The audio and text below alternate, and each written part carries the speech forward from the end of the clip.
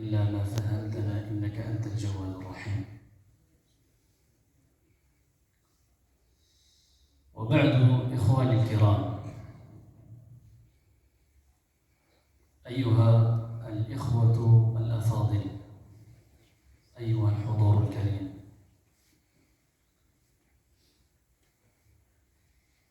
أتقدم إليكم بالشكر الجزيل كما جاء في الأثر: من لم يشكر الناس لم يشكر الله. فمن هنا أنطلق وأتقدم إليكم بالشكر الجزيل على حسن الضيافة وعلى حسن المعاملة، فشكرا لكم جميعا وجزاكم الله خيرا.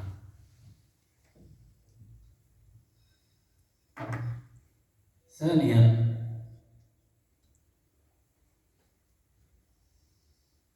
وكما يعلم الجميع أننا في شهر عظيم، ونعم الله عز وجل على عباده كثيرة. نعم، وإن تعدوا نعمة الله لا تحصوها. نعم الله تبارك وتعالى كثيرة تعد ولا تحصى. من هذه النعم أن يبلغهم مواسم الخيرات. تعلمون أن الله عز وجل فضل بعض المخلوقات على بعض، كما أنه فضل بعض المواسم على بعض. الله عز وجل خلق مخلوقات كثيرة وفضل بعضها على بعض. مثلا الإنسان الله عز وجل فضله على جميع مخلوقاته. ولقد كرمنا بني آدم وحملناهم في البر والبحر ولقد كرمنا بني آدم. كذلك المواسم، الله عز وجل فضل بعض المواسم على بعض. ومن المواسم التي فضلها الله تبارك وتعالى شهر رمضان. شهر رمضان من أفضل الشهور، وهذا تعلمونه ويعلمه الجميع أن أفضل الشهور هو شهر رمضان. لماذا هذا الشهر أفضل من شعبان ومن رجب وشوال وغيره من الشهور؟ لماذا؟ لأن فيه أنزل القرآن. شهر رمضان الذي أنزل فيه القرآن هدى للناس وبينات من الهدى والفرقان. إذن فهذا الشهر العظيم هو من أفضل الشهور ومن أعظم الشهور. فبما أننا في هذا الشهر الكريم وهذا أول يوم من شهرنا ومن ضيفنا هذا، لا بد أن نشير إلى بعض الأمور. أولا، مراتب الدين. الدين ديننا الكريم الحنيف له مراتب، وهي 3. الدين مراتب 3. إذن الدين ديالنا كامل بصفة عامة يترتب على 3 مراتب و3 أمور. مفهوم؟ المرتبة الأولى الإسلام. المرتبة الأولى من مراتب الدين الإسلام. وهذا الإسلام له أركان كما له نواقض. وأركان الإسلام لا أظن أن أحدا لا يعرفها. أركان الإسلام زيدوا الشباب، شحال كاين أركان الإسلام؟ عارف شيء؟ ما عارف شيء. 5.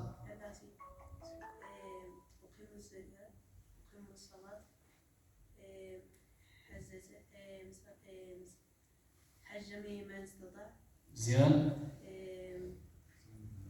الصوم اللي احنا فيه مزيان. والشهادتين، الشهادة بالله عز وجل وبرسول الله صلى الله عليه وسلم. إذن هذه هي الأركان الإسلام. المرتبة الأولى من مراتب الدين هو الإسلام، وهذا الإسلام هذا يعني عنده أركان لا بد أن تتوفر، يعني لا بد لكل مسلم أن تتوفر فيه هذه الأركان ليكون مسلما حقيقيا. الركن الأول هو الشهادة. المسلم يجب أن يشهد أن لا إله إلا الله، هذا أولا، وأن يشهد أيضا أن محمدا رسول الله، هذا الركن الأول. فمن شهد بالله عز وجل ولم يشهد برسول الله صلى الله عليه وسلم هذا غير مسلم. لا، يجب أن يشهد بالله وبرسول الله صلى الله عليه وسلم. أشهد بالله تبارك وتعالى أنه لا إله غير الله، وأن يشهد بأن محمدا عليه الصلاة والسلام هو رسول أرسله الله عز وجل رحمة وخاتما أو وخاتما للأنبياء والمرسلين. هذا أولا، الركن الأول أن يشهد. الركن الثاني كما في حديث رسول الله صلى الله عليه وسلم: بني الإسلام على 5: شهادة أن لا إله إلا الله وأن محمد رسول الله وإقام الصلاة. الركن الثاني من أركان الإسلام الصلاة. الركن الثالث وإقام الصلاة وإيتاء الزكاة. إذن فالزكاة هي ركن من أركان الإسلام، ولها شروطها وفرائضها إلى آخر ما تعلمون. ثالثا من أركان الإسلام أيضا زيدوا الصوم، صيام رمضان، صيام شهر رمضان الذي نحن فيه. نسأل الله تبارك وتعالى أن يدخله علينا باليمن والإيمان والبركة والإحسان، آمين. هذا الركن الرابع. الركن الخامس هو الحج. نسأل الله تبارك وتعالى ألا يحرمنا من ذلك المقام. والحج قد قال رسول الله صلى الله عليه وسلم منذ 14 قرنا أو 15 قرنا، يعني حجوا قبل أن تمنعوا. وإذا نظرنا في بلداننا، في بلدان العربية يعني في المغرب وغيرهم، تجد الناس ممنوعين، وقد صدق عليهم قول رسول الله صلى الله عليه وسلم: حجوا قبل أن تمنعوا. لأن الحج الآن يعني في المغرب يوصل 7 المليون، وهذا الشيء كامل إذا جات فيك القرعة، يعني يعملوا لك قرعة، إذا جات فيك عاد تخلص 7 المليون عاد. إذا فمن يستطيع؟ لا أحد. ولذلك النبي صلى الله عليه وسلم يقول في هذا الأخير: وحج البيت إيش؟ لمن استطاع إليه سبيلا. إذن هذه هي المرتبة الأولى من مراتب الدين. الدين 3 مراتب، عقلوا عليها مزيان. 3 مراتب. الأول الإسلام، وهذا الإسلام عنده الأركان ديالو 5. ثانيا، المرتبة الثانية من مراتب الدين هي الإيمان.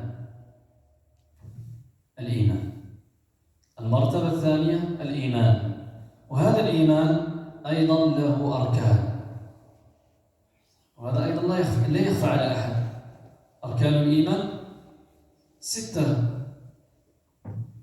كما في حديث جبريل، حديث عمر رضي الله عنه وأرضاه، يقول: بينما نحن جلوس عند رسول الله صلى الله عليه وسلم اطلع علينا رجل شديد بياض الثياب. يعني الثياب ديالو كيفاش؟ شديدة البياض، ماشي بيضة وصافي، لا، شديدة. يصفها ويقول: شديدة بياض الثياب. ويقول أيضا: شديد سواد الشعر. الشعر ديالو ماشي غير كحل وصافي، راه شي حاجة زايدة، شديد. وهذا جبريل، لأن جبريل كان يأتي على هيئة بشر،